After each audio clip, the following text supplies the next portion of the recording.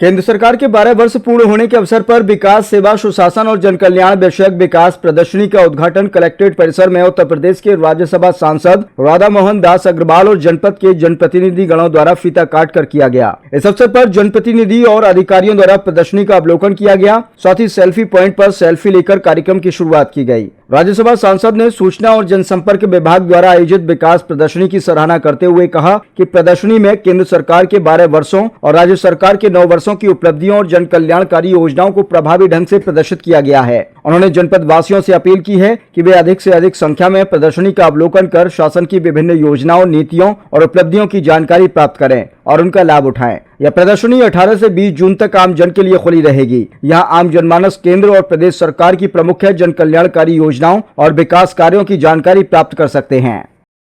प्रक्रियाधीन है, सरकार ने संज्ञान लिया है, सरकार जांच करा रही है। जो दोषी होगा वो दंडित होगा। अभी तक प्रयास नहीं। SIT गठन की यही प्रक्रिया है, जांच हो जाने दीजिए। एक भी अपराधी अगर पकड़ा जाएगा तो उसके बचने का कोई सवाल नहीं है। चंपत राय इन्वॉल्व है तो फिर जांच की जरूरत ही क्या है? अगर मैं यही कह सकूं कि कौन इन्वॉल्व है तो फिर मुझे जांच भी नहीं करानी चाहिए। योगी जी ने दूरी बनाई है, कल वो जा रहे हैं, उन्होंने कहा चंपत राय ना है। आप लोग कुछ चीजों को बहुत ज्यादा देख लेते हैं, इतना दूर देखने की जरूरत नहीं है। योगी जी पिछले 14 कितने सालों से हो गए, इतने सालों से राज्य कर रहे हैं। उन्होंने एक निष्पक्ष प्रशासक के रूप में अपनी छवि बनाई है। वो एक कड़े प्रशासन के लिए जाने जाते हैं। तो प्रक्रिया चला रहे हैं 9 साल से। तो जो निकलेगा दूध का दूध, पानी होगा पानी का पानी होगा। हम किसी व्यक्ति को बिना जांच पूरा हुए अपनी ओर से बोल दें तो हम जांच को प्रभावित करेंगे। आज कांग्रेस अध्यक्ष संजय राय गए थे, उन्होंने कहा पहले 1400 लोगों का घोटाला किया गया और अब से घोटाला हुआ। अब देखिए, सूप बोले तो बोले, चलनी बोले जिसमें 72 छेद। अजय राय का इतिहास पढ़ के देख लीजिए, और न जानना चाहें तो जो चुनाव लड़ा है उन्होंने एफिडेविट दिया, उसमें कितने अपराध हैं वो पढ़ डालिए।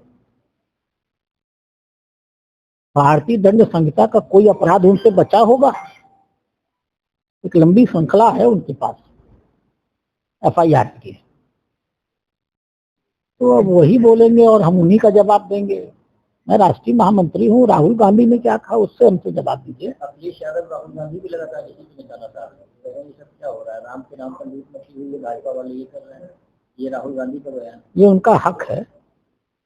हमारे यहाँ कहा जाता है, निंदक मेरी राखिए पावन कुटी छवाए, बिन साबुन निर्मल करे। तो विपक्ष जब आलोचना करता है तो ये सत्ता के लिए एक अवसर होता है। कोई भी व्यक्ति आत्ममूल्यांकन से बड़ा थोड़ी होता है। और हम सत्ता में हैं, इसलिए किसी के बोलने के अधिकार पर रोक भी तो नहीं लगा सकते। कब तक वो बेचारे इंतजार करें सत्ता का? बहुत दूर हो गई उनसे। तो जितना भ्रम फैला रहे हैं फैलाने दीजिए। ये जनता बहुत समझदार है। यही जब फैलाते रहे और भारतीय जनता पार्टी धीमे धीमे 22 प्रांतों में अपनी सरकार बना के चली आई। तो जो इसके साथ जनता है लोकतंत्र में, उसी को स्वीकार करना होगा। टीएमसी के लगातार सांसद भाग रहे हैं, भाग गए। किससे? टीएमसी के कई सांसद भाग गए, जिसकी पार्टी में विलय कर गए। अब भाई ये टीएमसी की समस्या है कि हमारी समस्या है? वो भाग रहे तो हम क्या करें? अब हम अपने दल को भी बढ़ाएं और दूसरे दल को भी बचाते रहे। ये तो लोकतंत्र में हमारा काम नहीं है। अपने सांसदों और विधायकों को बचाने का काम उन दलों के नेताओं को करना पड़ेगा, हम थोड़ी करेंगे। बड़ा बिल आने वाला है, हम लोग को इसकी कोई जानकारी नहीं है।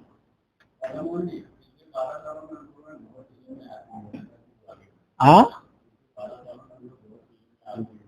जी, धन्यवाद आपको।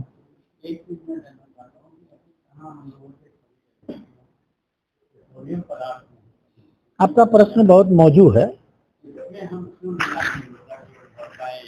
देखिए, क्या होता है कि प्राकृतिक संसाधन जो आपके पास नहीं होंगे आप उनको पूरा नहीं कर पाएंगे।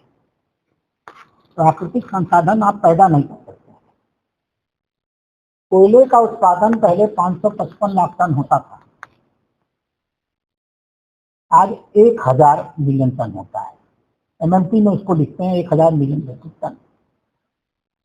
तो जिसका हमारे पास रिजर्व था, हमने उसका उत्पादन बढ़ाया है, 2 गुना कर दिया। 13-14 और 25-26 के बीच में कोयले का उत्पादन 555 मिलियन मीट्रिक टन से बढ़ा करके हमने 1000 मिलियन मीट्रिक टन कर दिया। अब जमीन के अंदर से गैस खोजना, गैस होगी तभी खोजी जाएगी। हर देश के अपने अपने कुछ सकारात्मक तत्व होते हैं और हर देश के अपने अपने कुछ नकारात्मक तत्व होते हैं। इस क्रूड ऑयल के लिए हम लोगों ने बहुत से लोगों को टेंडर दिया। उन्होंने जब जाके खोज किया तो उन्होंने देखा कि जितना तेल है और उस तेल को निकालने में जितनी लागत पड़ेगी, तो वो अंतर्राष्ट्रीय बाजार के हिसाब से वो बहुत महंगी हो जाएगी। तो उन्होंने इसको फाइनेंशियली वायबल नहीं पाया और उस प्रक्रिया को एक्सप्रेशन के रोक दिया।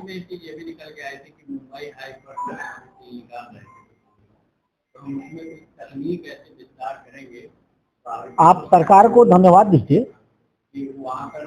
आप सरकार को धन्यवाद दीजिए कि उसी मुंबई हाई तेल से सीएनजी निकलती थी। और वो सीएनजी आपने अक्सर पिक्चरों में देखा होगा, हाई के ऊपर गैस ऊपर उड़ती रहती थी, वो सीएनजी हुआ करती थी। माननीय प्रधानमंत्री के आने के पहले इस देश की सीएनजी हवा में उड़ा दी जाती थी, जला दी जाती थी। माननीय प्रधानमंत्री ने तय किया कि 1 ग्राम भी सीएनजी हम बर्बाद नहीं होने देंगे।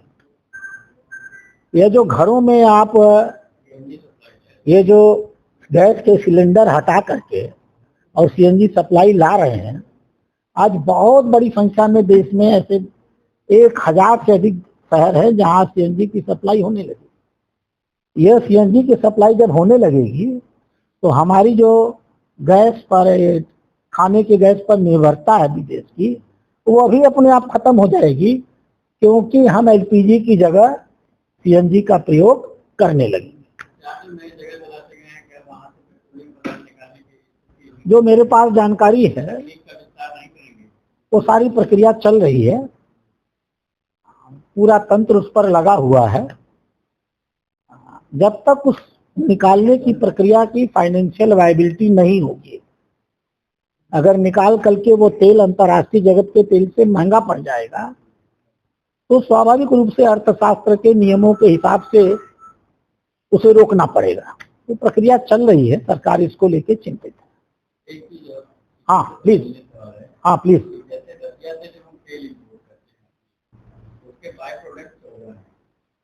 ईरान से जो हम लोग करते थे उसके लगभग 42 पार्ट हो रहा था, उसका अभी सबसे ज्यादा नुकसान हुआ है कि वहां से भी तेल आ नहीं रहा। तो जिसका क्या कोई वैकल्पिक अभी हम लोग, देखिए हर तरह का प्रयास हो रहा है। भारत सरकार की बहुत सारे देशों से बातचीत चल रही है। हमने रसिया से तेल लेना कभी बंद नहीं किया है। हमने वेनेजुएला से भी हम तेल ले ले, इसकी भी योजना में हम जा रहे हैं। और अब तो दिखता है कि स्ट्रेट ऑफ हॉर्मुज शायद 2-4 दिनों के अंदर खुल जाएगा, तो हमें उस मार्ग से भी तेल मिलने लगेगा। जो चीज समझने की है वो ये है कि तेल का दाम भी बढ़ा है और विभिन्न राज्य उस पर वैट भी बहुत अधिक लगा रहे हैं। इन राज्यों को प्रयास करना होगा कि अपने अपने राज्यों में जो अतिरिक्त वैट लगा रहे हैं उसको कम करें।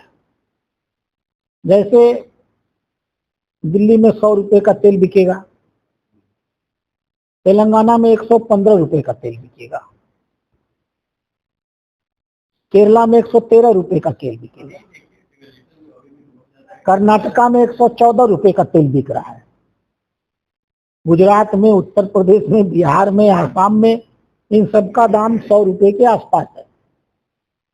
यानी सिर्फ वैट अधिक लगाने के नाते भाजपा शासित प्रदेश अपने नागरिकों को कम वैट लगा करके तेल का दाम नहीं बढ़ने दे रहे हैं, और जो तेल के दाम पर सबसे अधिक हवा मचा रहे हैं उन्होंने अपने प्रांतों में इतना वैट लगाया कि भाजपा शासित प्रांतों के मुकाबले कांग्रेस शासित प्रांतों में तेल का दाम 15% अधिक है। देखिए, जहां आर्थिक मुद्दे आते हैं, जिन गैर आर्थिक मुद्दों पर एक देश और एक नियम होना चाहिए, हमने उनको लागू करने में सफलता पाई। हमने जीएसटी एक देश में एक टैक्स लगा दिया, हमने आय कर एक देश में एक टैक्स लगा दिया, हमने राशन कार्ड एक देश और एक राशन कार्ड कर दिया। हम एक देश और एक इलेक्शन की ओर बढ़ रहे हैं, लेकिन जो वैट है वो भारत के संविधान में राज्य सरकार के अधिकार में आता है। राज्य सरकार जब तक सहयोग नहीं करेंगी, मेरा आग्रह है कांग्रेस की राज्य सरकारों से, आप वैट नहीं खत्म कर सकते तो कम से कम इतना तो करिए जितना भाजपा शासित प्रदेशों में है, जैसे उनके दाम घट सके।